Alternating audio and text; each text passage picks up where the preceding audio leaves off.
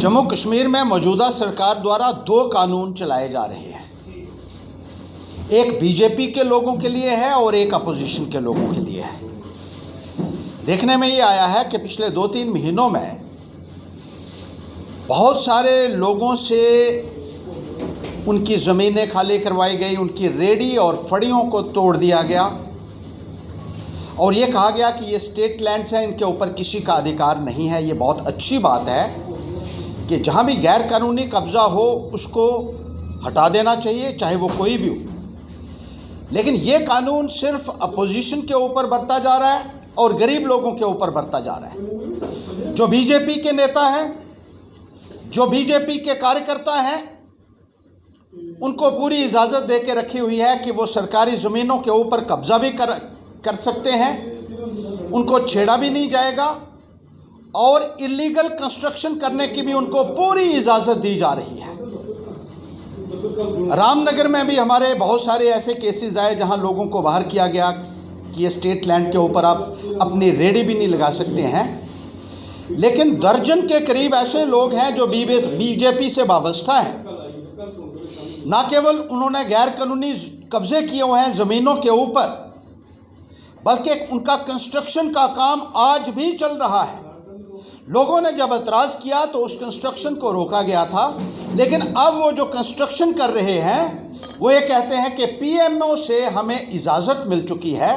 और हम ये कंस्ट्रक्शन का काम जो है वो जारी रख सकते हैं। जिस तरीके से दो कानून चलाए जा रहे हैं, ना सिर्फ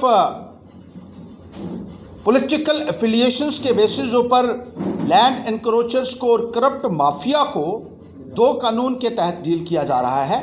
बल्कि भारतीय जनता पार्टी के लोगों को आज भी ऑफिशियल क्वार्टर्स में रखा गया है, मिनिस्टरों के बंगलों में रखा हुआ है।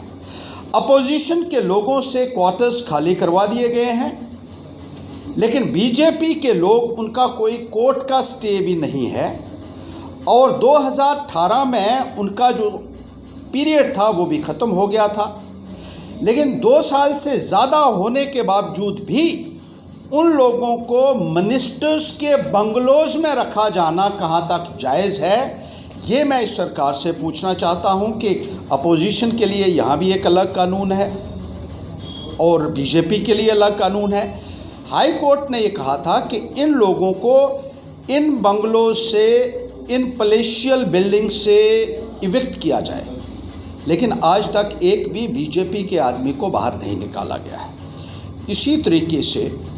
बीजेपी के लोग आज भी पब्लिक मीटिंग्स की इजाज़त उनको दी जा रही है,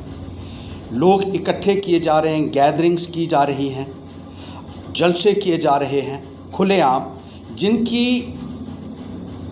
जो इंफॉर्मेशन है वो भी अधिकारियों को देने के बावजूद भी इन लोगों को रोका नहीं जा रहा है और जगह जगह जाकर ये सैकड़ों की तादाद में लोगों को इकट्ठा कर रहे हैं और कोरोना का ख़तरा जो है वो उसको बढ़ावा दे रहे हैं, उस रिस्क को बढ़ावा दे रहे हैं। इनको पुलिस प्रोटेक्शन मुहैया की गई है और जो लोग गांव में एतराज़ कर रहे हैं कि आप पब्लिक मीटिंग आज के दौर में नहीं कर सकते हैं, उनके साथ ज़्यादती की जाती है, उनके साथ गलत व्यवहार किया जाता है और यहाँ भी एक ड्यूल स्टैंडर्ड्स जो हैं वो बढ़ते जा रहे हैं। इसी तरीके से जो लोग क्वारंटीन में रखे गए हैं, वहाँ भी मेडिकल टेस्ट जो हैं वो पिक एंड चूज़ बेसिस के ऊपर किए जा रहे हैं, पॉलिटिकल एफिलिएशंस के आधार पर किए जा रहे हैं, जो कि सरासर गलत है। एक प्रदेश में, एक रियासत में या एक यूनियन टेरिटरी में दो अलग अलग कानून नहीं हो सकते हैं।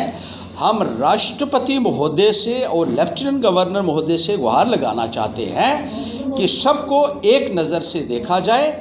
और एक जैसा कानून जो है वो सब के लिए होना चाहिए। जिस तरीके से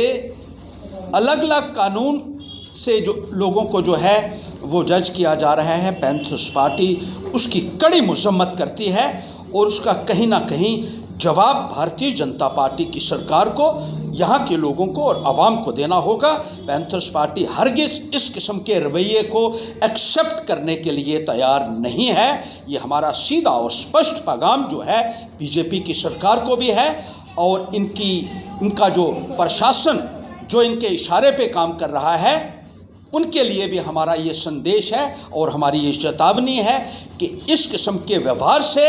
आपको परहेज़ करना होगा और कानून की नज़र में एक जैसा व्यवहार सब लोगों के साथ करना होगा, बगैर किसी पॉलिटिकल एफिलिएशंस के, बगैर किसी एक्सट्रेनियस कंसिडरेशंस के।